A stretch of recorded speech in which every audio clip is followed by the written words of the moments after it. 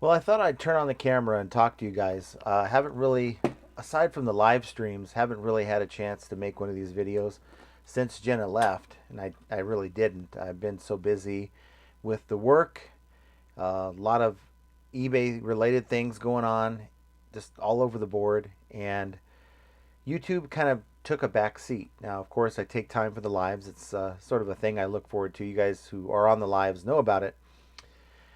But I gotta say, it's like I talk about no motivation. Well, that wasn't my problem this time. It's was simply just way too much stuff going on, and Jenna was gone. Now, of course, some of that's my own doing. Take a little R&R, but sales wise, we're kind of up and down. You guys know the weekend. I talked about that. Where Friday and Saturday were just not really very good at all. Really sad for a weekend, and then here comes Sunday and Monday to save the day. Between the 2 days, over $1,200. So that's pretty good. Today, a lot of sales, not as much in a lot of number of sales, but not as much in volume as far as dollar amounts go. I think it was like a little over $300 for over 8 sales. So that's not very good. I'd rather sell 2 items for 500 than 10 items for 500. But you know what? We're just gonna move on till to today. You guys are watching this video, and I'm a little bit sad.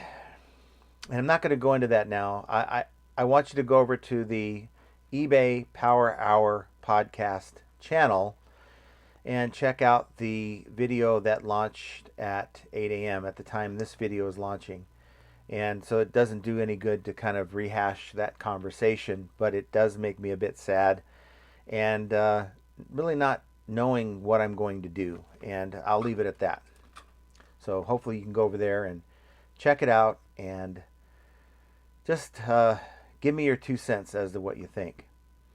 Now, a lot going on. Picked up a lot of stuff over the weekend. You guys that were on the live know that I actually helped a friend who's leaving in like about a month and a half to Italy, and he has a lot of stuff he's trying to move, and he had a yard sale. And so I went over there and took a lot of the crap that you guys know I've taken off of my secondary store, and a lot of the stuff I've been holding on to that were just in my pallets that were like, there's no way I'm listing this stuff. So I took it over his house. We're talking 3 huge tubs. The tubs with the black tubs with the wheels with the yellow lids. Those, I think they sell those at Lowe's. I'm not sure exactly the dimensions or the capacity of those tubs, but they're very big. I got 3 in my SUV, and I still didn't have enough room in them. I had to actually add just whatever nook and cranny in my car, put as much stuff in there, and I drove over there to his house about 6 a.m. We got set up for a 7 a.m. yard sale, and I made about $250, which isn't bad considering I was selling a lot of that stuff for $1 here, $2 there. My motivation was just to try to get rid of it.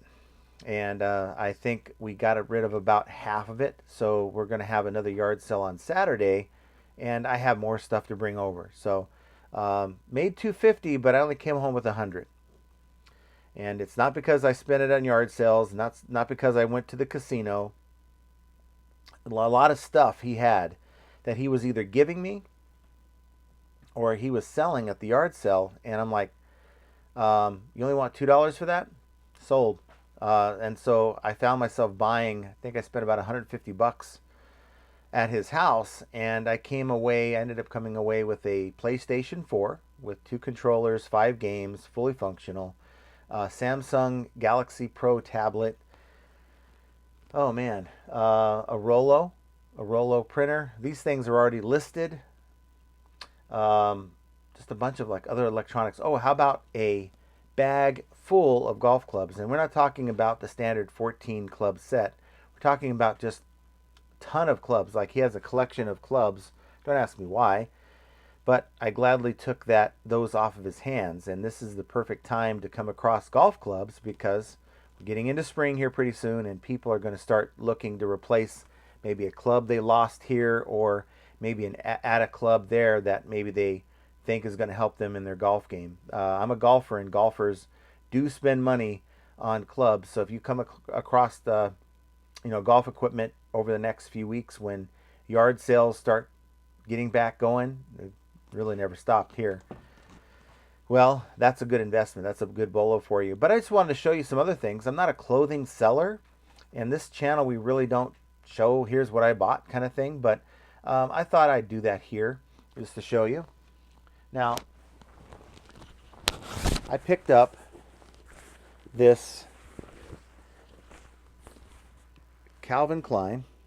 Now the camera wants to follow me. Hold on.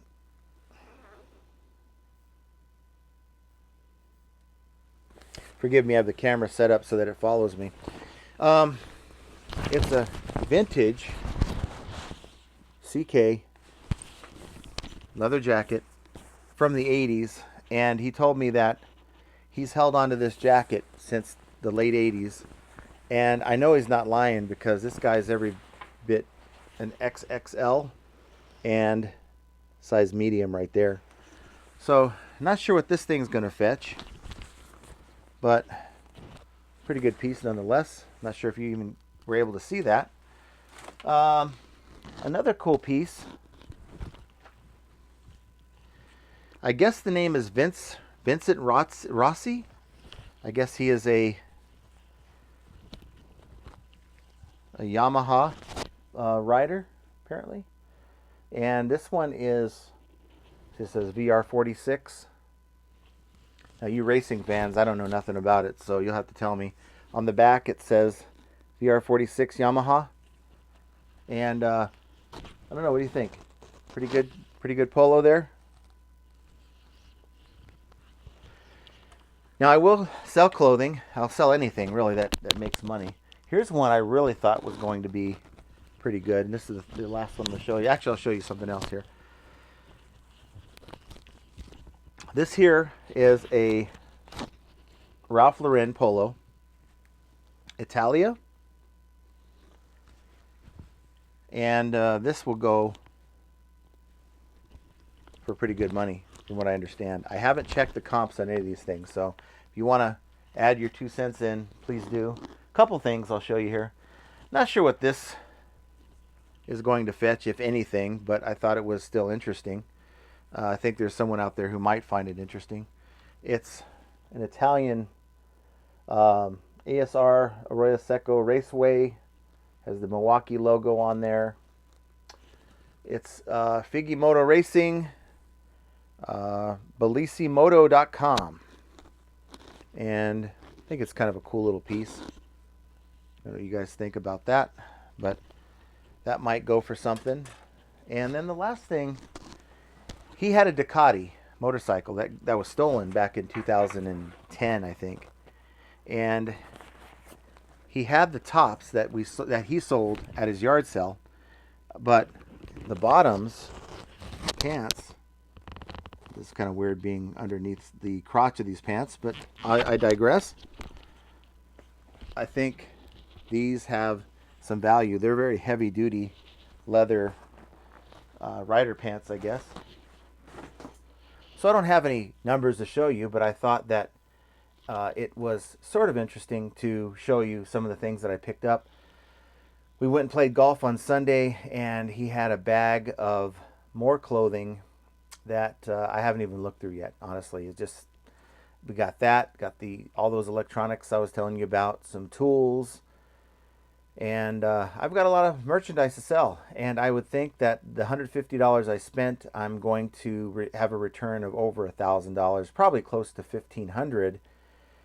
But I just got to look through it, and I'm not really haven't had a chance to do it. So, as I mentioned, had a pretty good weekend with sales, but also went to the casino a few times over the weekend and did pretty good there too. So, I cannot complain.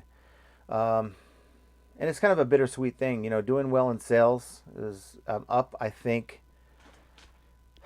it was like 30-something%. I'm up as compared to last year. That's because last year I had a bad January.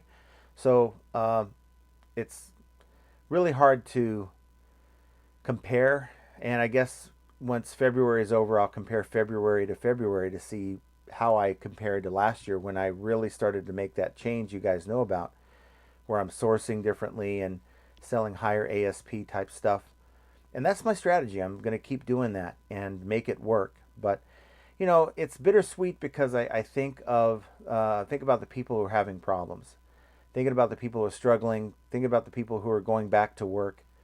And I'd like to think that the lives are a good place for us to come and talk and share ideas and um, figure it out, right? And we have a good mix of people that go to the lives, people that are struggling, people that are successful, and it's just a wealth of knowledge that we have. And I just want everyone to know that um, the lives have been.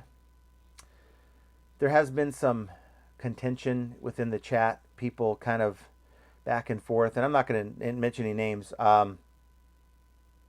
I just think that um, we're all in this together, and there's really no need to.